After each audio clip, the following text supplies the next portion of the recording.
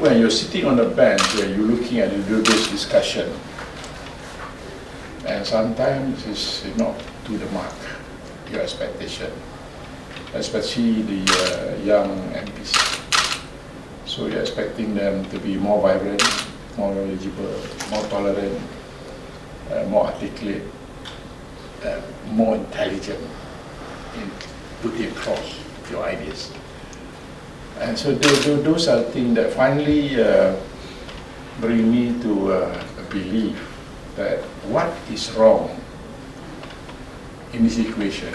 So finally I concluded that you can't blame them because actually they're absent of the system. The system is not there. So the system that train our youth to be a leader, to train our youth to be orators, to train our youth to be probably future leaders. Now we have a program we call Sekolah Parliament, which you only take off immediately after Hari Raya. Now we plan sometime, but we're doing all this study and in what we work together with Kementerian Pendidikan. And finally what happened is that Kementerian agreed that we would invite the head boys and head girls of rural areas, you know, probably in Bali, in Kelantan, somewhere in Negeri Sembilan, those remote areas, whom we think on their own they will not come to Parliament. Because these are rural areas, poor family, kids of poor families, stuff like that.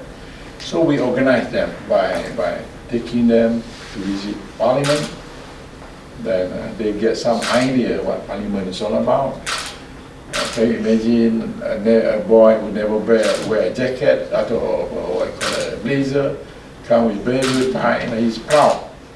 Then that important, that excitement, I think is a keyword, excitement. So probably that will influence him that this is what Malaysia is all about, this is what democracy is all about. I've been there, I walked into the Parliament, even I spoke to the speaker say hi, I took a picture with them, blah blah blah. So when they, after they finish their PM, then they go to PLKN. So mentally, they are prepared why they are in PLKN. You know what I mean? Or else they got shocked. Why? Because 70% of the curriculum PLM is about military training. It's about pushing you to be a leader. But then if you don't have the pre-conditioning of the mind, then there might be a culture shock. Then now they are in PLKN, as I told you, 70% of the entire curriculum for 45 days are about military training, meaning to say that it's not about to turn you to be a soldier, but the most important thing is that to I call it to tell you how do you develop yourself as a leader. These are the tools. We're giving them all this exposure. What it takes to be a leader, what it takes to be someone that should command. Now, among these 100,000 that we train, what I need is just 1% of that to become leaders. Political leaders, art leader, SME leader, whatever leadership. Now, 1% is about, say about 200,000, with 2,000 a year. Then there is, what we are preparing is Parliament Belia. Youth Parliament. Youth Parliament. Then they can contest in the Youth Parliament. Then they can represent the youth.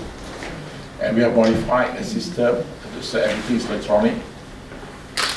And starting with they got to form their own party now. Yeah. Is that new? Oh yeah, new one. Yeah, we just called the Monthly Belia yesterday. Okay. Malaysia, talk to them. This is what they are supportive. So we will work with them. So that we want to introduce new way of doing political business in Malaysia. Is there any other way? Yes, of course.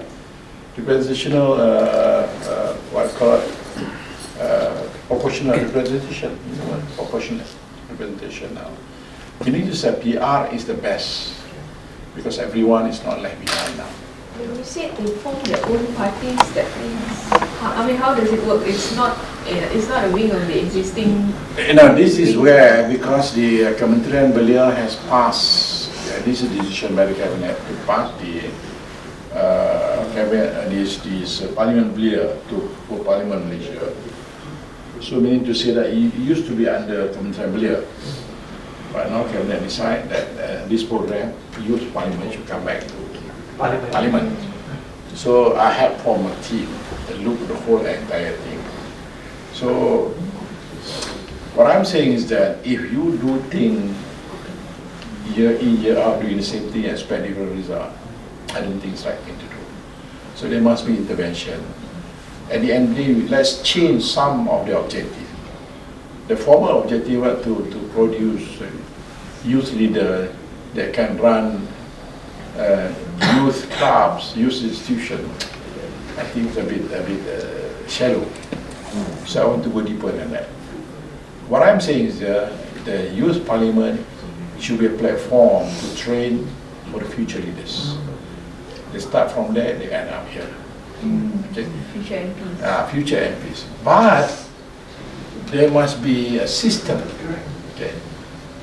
Number one is about exposure. When we say exposure, I mean to say that they must ask themselves, is there other options? We are calling all these university VC, explaining to them, why don't we start with university first? Meaning to say, as you said, they have to form a party. I don't want them to just use a regular party, UMNO, keadilan, that's not done. That's not outside the realm here. But I want them to start fresh. How do you form a party? What it takes to form a party? How do you draw your manifesto? How do you form coalition? For example, MU, probably they want to stand on their own because they have alumni, thousands of alumni. I was from MU. Then probably UKM want to be their own. But ITM want to associate with some other university. So this year, what we are doing now, we are setting up 7 parties first. They can call Helang Merah, Merpati Putih, whatever it is, as long as I don't use UMNO, and stuff like that. Something that is not associated with religion, not with your race, something. You do something gigantic, more things, more dynamic in life. Now, then they got to form party and they go to campaign. Who want to join my party? Okay. And as I said, they can stand on their own, or they can associate themselves with some other parties, or those kids who never go to university. Meaning to say that those 18 to 30, you have to register to be a voter. No automatic. I want them to feel that they want to be in this program. So you must register. So meaning to say that the party leadership has to go down the whole country, using campaign, using media, why you should put Helang Putih, what are the reasons why we have multiracial composition of leadership, blah blah blah blah blah blah, democracy, blah blah. So I want to train them to do that.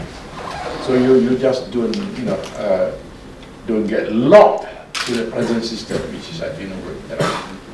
So that's what we're doing. So the elections is this year?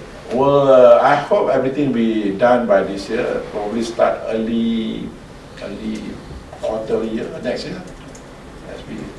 But we got to work with SPR. How can the thing? Got to work with the system, media. I mean, we are pulling all the resources together so that it's going to be very exciting. And probably, certainly, we are proposing proportional representation. Yeah, we are not going to use normal constituency-based and first-part purpose. Meaning to say party versus party, not individual versus individual anymore. It's a party list. Party A may win, then he will announce his candidate and who will be their MPs. So you fight lah, mana parties. So you take away the hit between individual to individual because there's no guarantee that you're going to be in the party list if your party don't win. So you got to work hard for your party. It's not about you. You might be a hero, but your party lose. Nothing will happen to you.